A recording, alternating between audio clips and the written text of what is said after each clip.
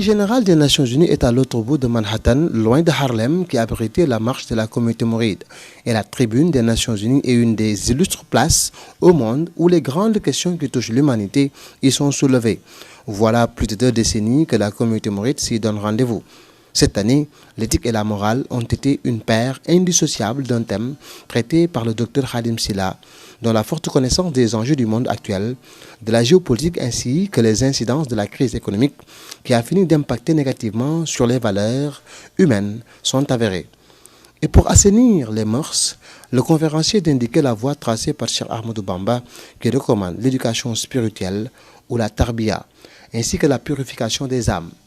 Mais dans cette conférence des Nations Unies, Serigne Mame Mor, qui faisait un compte-rendu des derniers échanges avec les autorités du département d'État américain, a lancé un appel à ceux-là qui se réclament de l'islam et qui détruisent les mausolées à Tombouctou au Mali.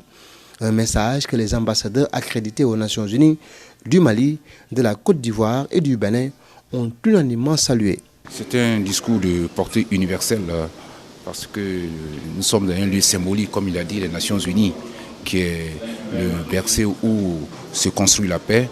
Et son discours vraiment est dans la droite ligne de tous les efforts que nous cherchons pour apporter la paix, la stabilité et la sécurité au plan international. Et il a cité l'exemple du Mali.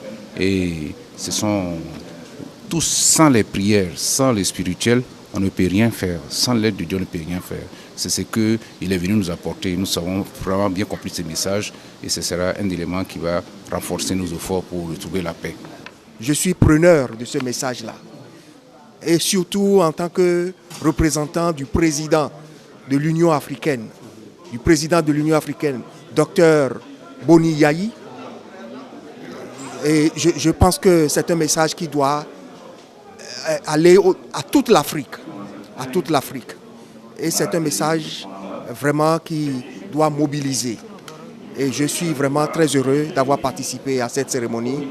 Et je pense que la communauté sénégalaise fait honneur à l'Afrique. Vous êtes vraiment empreinte de cette dignité qu'on sent dans la démarche altière et qui, on dit noblesse oblige.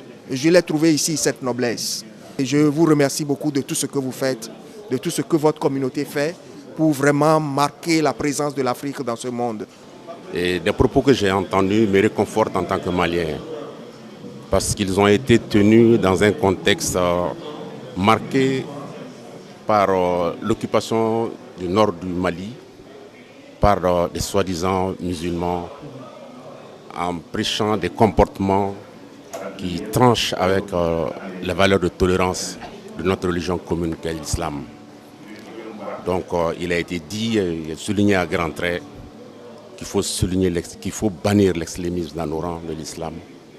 Le gouvernement du Sénégal a été représenté par le ministre des Infrastructures, Mor Ngom, qui a exprimé toute l'importance que les plus hautes autorités étatiques sénégalaises ont donnée à la démarche de Serigne Mame Mor Mbacké.